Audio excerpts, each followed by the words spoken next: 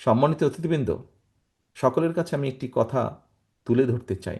কেন বিএনপিকে আমরা বা মানুষ পরামর্শ দেয় কেন বিএনপিকে? কারণ মানুষ একটি জিনিস বিশ্বাস করে বা মনে করে খুব দৃঢ়ভাবে যে বিএনপি সরকার পরিচালনার অভিজ্ঞতা আছে, ইনশাল্লাহ বিএনপি আগামী দিনে দেশ পরিচালনা করবে।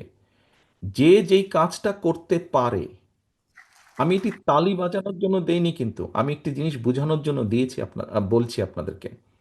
অর্থাৎ যে যেই কাজটি করতে পারে, অন্যজন অপরপক্ষ যদি বিশ্বাস করে যে অমুক ব্যক্তি অমুক কাজটি করতে পারে, করার ক্ষমতা তার আছে, তখন সেই বিষয় সংক্রান্ত পরামর্শ বা তার মতামত সে তুলে ধরে। আপনারা টিভিতে দেখবেন, টক শোতে দেখবেন, বিভিন্ন ব্যক্তি বলেন, হ্যাঁ বিএনপির তো এই করা উচিত, বিএনপির ওই করা উচিত, বিএনপির দেশ নিয়ে এটা করা উচিত, বিএনপির দেশ নিয়ে ওই পলিসি নেওয়া উচিত, বিএনপির ছাত্রদের নিয়ে এই পলিসি নেওয়া উচিত, শ্রমিকদের নিয়ে এই পলিসি নেওয়া উচিত। কেন বলে কথাগুলো? কথাগুলো বলে কারণ যারা পছন্দ করে করে না উভয় পক্ষই স্বীকার করে নিচ্ছে যে আগামী দিনে ইনশাল্লাহ বিএনপি দেশ পরিচালনা করবে। সেই জন্যই বিএনপিকে এই কথা বলে। প্রিয় সহকর্মীবৃন্দ, বিভিন্ন সময় বিভিন্ন পত্রপত্রিকা ইদানিং আমরা দেখছি যে বিএনপি সংস্কারের এটি মানছে না, ওটি মানছে না, সেটি মানছে না। অপরপক্ষে আমরা দেখছি অনেকগুলো দল সব কিছু মেনে নিচ্ছে। আমাদের নেতৃবৃন্দ বলেছেন যে এখানে তো আমরা এসেছি আলোচনা করার জন্য, যদি সব মেনেই নিতে হয় সেটি তাহলে আলোচনার দরকার ছিল কি? সরকার বলে দিত যে এই করতে হবে।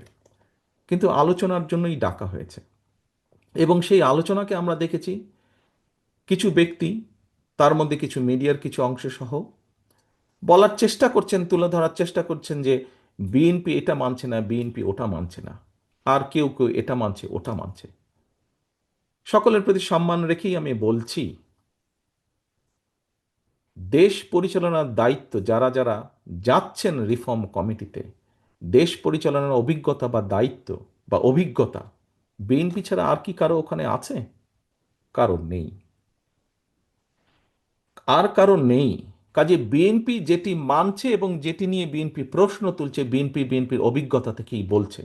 কারণ বিএনপি জানে, বিএনপির ধারণা আছে যে কোন কাজটি করলে দেশের জন্য ভালো হতে পারে, কোন কাজটি করলে দেশের জন্য ভালো না হতে পারে। বিএনপির দায়িত্ববোধ আছে।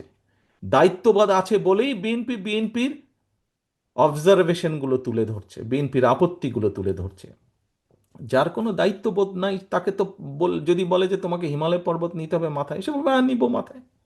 কিন্তু হিমালয় পর্বতকে তো মাথায় তোলা যায় না। যার দায়িত্ববোধ নাই, কাঁধে যার দায়িত্ব পড়ার কোনো কারণ নেই, কাঁধে যার দায়িত্ব নেবার কোনো কারণ নেই, সে তো সব কিছুই করে ফেলতে পারবে। বিএনপির যেহেতু দায়িত্ববোধ আছে, বিএনপির যেহেতু অভিজ্ঞতা আছে, সেই জন্যই অভিজ্ঞতার আলোকেই বিএনপি যেটা যেটা মনে করেছে দেশের জন্য ভালো, দেশের মানুষের জন্য ভালো হবে, বিএনপি সেটাতে সেটাতে এগ্রি করেছে। বিএনপি যেটাতে যেটাতে মনে করেছে যে আলোচনার মাধ্যমে সংসদে, আগামী সংসদে আলোচনার মাধ্যমে করে ফেলা যাবে, কাজটি আলোচনার মাধ্যমে আমরা করব, বিএনপি সেভাবেই প্রস্তাব উপস্থাপন করেছে। আজকে